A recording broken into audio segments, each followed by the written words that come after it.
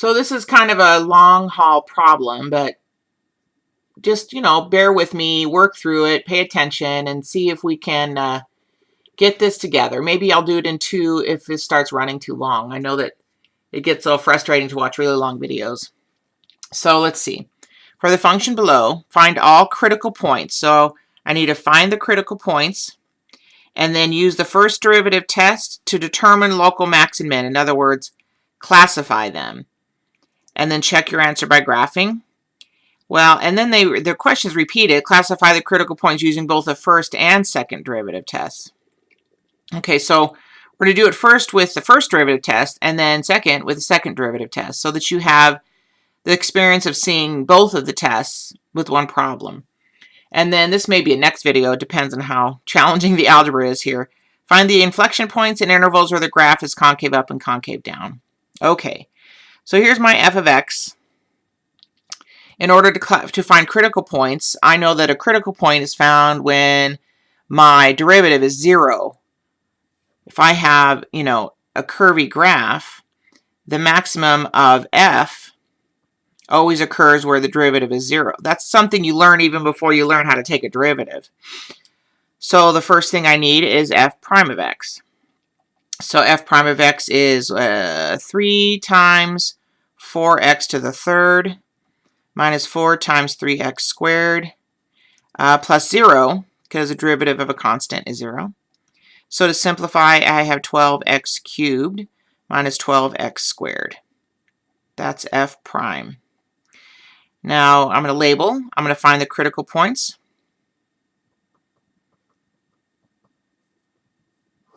So f prime of x equals 0 when 0 equals 12x cubed minus 12x squared. Now, if you're good at factoring, setting something like this equal to 0 is pretty fun. Always factor, especially when it's a polynomial like this. Even if it's not a polynomial, factor it as much as you can. Factor out greatest common factor. In this case, my greatest common factor is 12x squared. And what I'm left with is x minus 1. So if we take a look at this, if I take 12x squared times x, that gives me 12x cubed. 12x squared times minus 1 gives me 12x squared. Always check, go back. It just takes a couple seconds. Now to continue solving this, because I have a product here that equals 0, that forces 12x squared to be 0 and x minus 1 to be 0. So here, one of my critical points is s equals 1. The other one is x equals 0. Now notice, this is a, what's it called? A multiplicity 2 root. So x equals 0 is multiplicity 2. So you know something weird is going to happen there.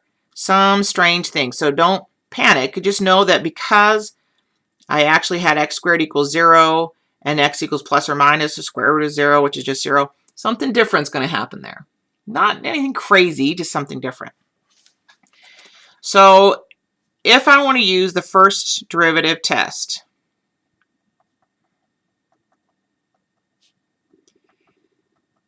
you're going to take all this information from the first derivative and put it on a number line.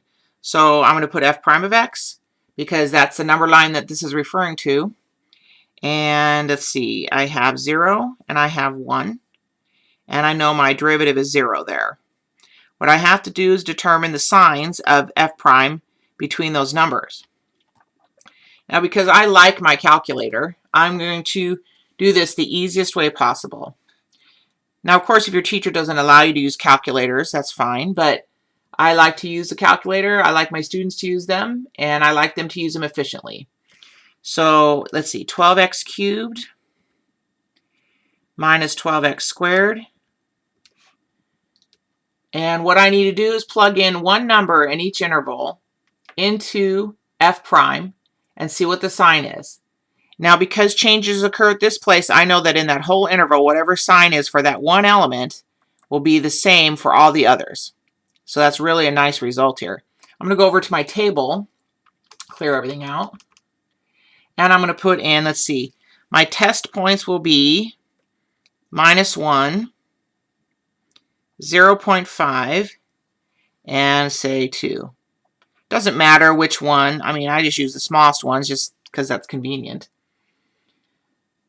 Plug in -1, 0.5, and 2.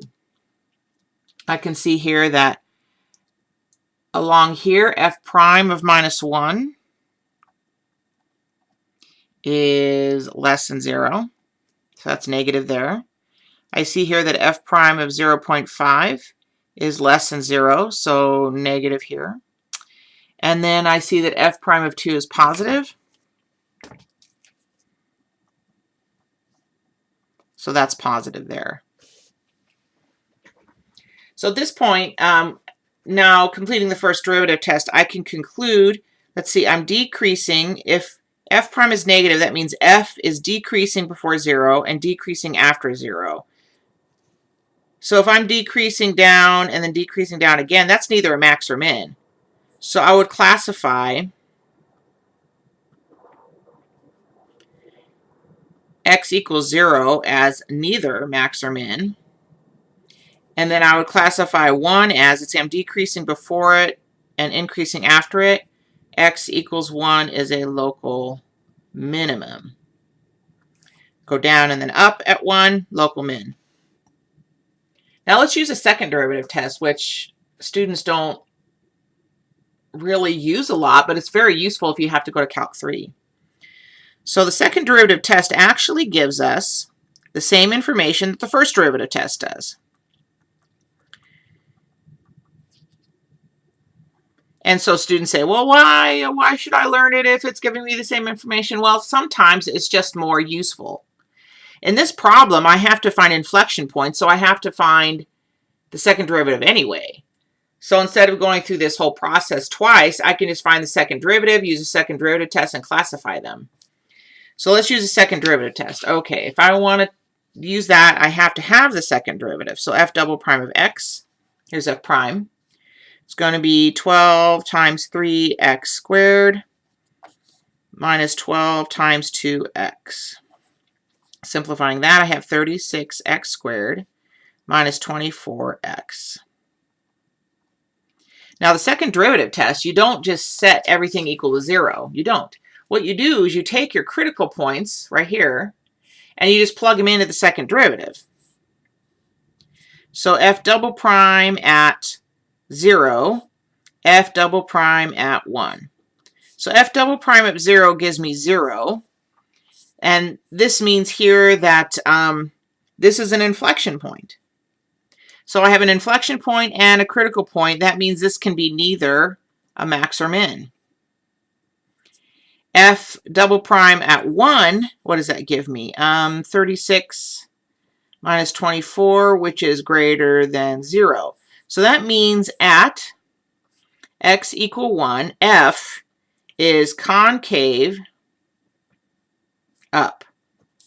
Second derivative positive, concave up. That means I have both critical point and concave up at the same place. Here's my concave up, there's my critical point, so it has to be a local min. Therefore, it must be